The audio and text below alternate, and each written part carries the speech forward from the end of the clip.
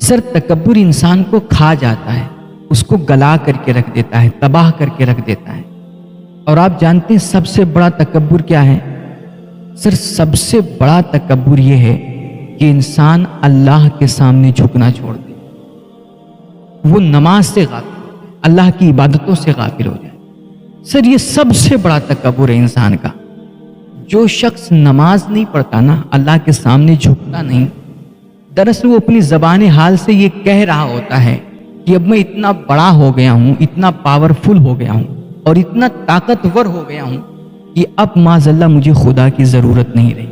جی ہاں، وہ اپنی زبان حال سے یہ کہہ رہا ہوتا ہے کہ اب تو میں خود مختار ہوں، مجھے کسی کی کیا ضرورت، مجھے کسی سے ہمت لینے، حوصلہ لینے اور مدد لینے کی کیا ضرورت ہے۔ ورنہ اللہ نے فرمایا ہے کہ جب تم کسی معاملے میں کمزور پڑ جاؤ، تمہاری ہمت جواب دے جائے اور تم لاچار و مجبور ہو جاؤ نا، فاستعینوا بالصبر والصلاۃ، تو تم میری بارگاہ میں جھک کر کے مجھ سے مدد حاصل کیا کرو۔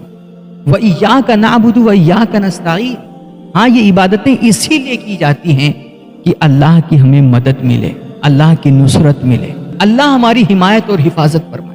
سر وہ شخص سب سے بڑا متکبر، گھمنڈی اور مغرور انسان ہوتا ہے جو نماز چھوڑ دے اور اللہ کی بارگاہ میں جھکنے سے وہ باز رہے۔ دیکھیے نا شیطان کتنا بڑا متکبر تھا۔ جب اللہ نے حضرت آدم کے لیے تمام فرشتوں کو سجدہ کرنے کا جب حکم دیا تو سارے فرشتے تو سجدہ کر لیے، مگر اس میں ابلیس جو مردود تھا وہ کھڑا رہا اکڑا اور اس نے سجدہ نہیں کیا۔ اللہ رب العزت نے جب اس نے سجدہ نہیں کیا تو اللہ نے سوال بھی اس سے یہی کیا کہ جب میں نے سجدے کا حکم دیا تو نے میرے آدم کو سجدہ کیوں نہیں کیا؟ استکبرت ام کنت من العالین، کیا تو متکبر ہو گیا، کیا تو مغرور ہو گیا، تیرے اندر گھمنڈ آ گیا، تو نے سجدہ کیوں نہیں کیا؟ تو اس خبیث نے اپنے اس بڑکپن کا اظہار کیا، اس نے کہا ہاں بالکل یہ تو مٹی سے پیدا ہوئے ہیں اور تو نے مجھے آگ سے پیدا کیا، تو پھر میں تو اس سے بڑا ہوا۔ اس کے اندر تکبر آیا، بڑکپن آیا، تو پھر اللہ رب العزت نے، کیونکہ اللہ کو تکبر قطعاً پسند نہیں ہے، کبریائی صرف اسی کی شایان شان ہے، بڑکپن صرف اسی کی شایان شان ہے، اللہ کو کسی اور مخلوق کے اندر تکبر قطعاً پسند نہیں ہے۔ تو جب اس نے تکبر کیا نا تو اللہ نے فرمایا فخرج فإنک رجیم، کہ نکل جا میری بارگاہ سے، تو آج سے مردود ہے، میری بارگاہ سے تجھے دھتکارا جا رہا ہے۔ تو نماز کو ترک کرنا اور سجدے سے باز رہنا، اللہ کی بارگاہ میں جھکنے سے باز رہنا، یہ دراصل ایک تکبر کی علامت ہے۔ اور بعض لوگ یہاں پر یہ کہنے لگ جاتے ہیں کہ نہیں میں تو ایسے ہی نماز نہیں پڑھتا، میرے اندر کوئی غرور نہیں ہے، میرے اندر کوئی تکبر نہیں ہے۔ سر یاد رکھیں تکبر جو برائی ہے نا، یہ جو تکبر ایک جو صفت ہے یہ بہت لطیف صفت ہے، یہ انسان کے اندر ہو کر کے بھی بالکل نہ ہونے جیسی لگتی ہے۔ جو انسان یہ سمجھتا ہے کہ میرے اندر کوئی تکبر نہیں، دراصل یہ بھی اس کا تکبر ہی ہوتا ہے کہ جو سمجھ رہا ہوتا ہے کہ میرے اندر کوئی تکبر نہیں ہے۔ ورنہ سر جو تکبر سے خالی ہوتا ہے وہ نصیحت کی باتیں سن کر کے، پند کی باتیں سن کر کے وہ فوراً جھک جاتا ہے اور سر تسلیم خم کر دیتا ہے۔ آپ کوئی سچی بات سنیں، حق بات سنیں اور آپ اس کو قبول کرنے سے باز رہیں، یہ بھی آپ کا تکبر ہے۔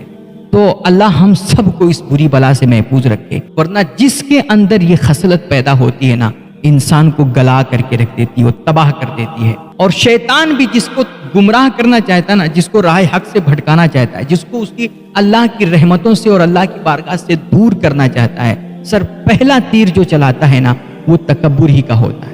اس کے اندر یہ بڑکپن کا احساس دلاتا ہے، اس کے اندر اپنی انانیت کا احساس پیدا کر دیتا ہے، پھر وہ انسان اللہ کی بارگاہ میں جھکنے سے اور سجدہ کرنے سے بھی محروم ہو جاتا ہے، اور جب وہ سجدے سے محروم ہوتا ہے تو اللہ اسے ہر طرح کی رحمت اور نعمت سے محروم کرتا چلا جاتا ہے۔ اس کے برعکس جسے اللہ کی بارگاہ میں جھکنا آ گیا، جسے نماز کی توفیق مل گئی، جسے سجدوں کی توفیق مل گئی، اللہ کے نبی فرماتے ہیں من تواضع للہ رفعہ اللہ، جو اللہ کے سامنے اللہ کی بارگاہ میں جھک جاتا ہے، اللہ اسے زمین کی پستیوں سے اٹھا کر کے عرش کی بلندیوں پہ پہنچا دیا کرتا ہے۔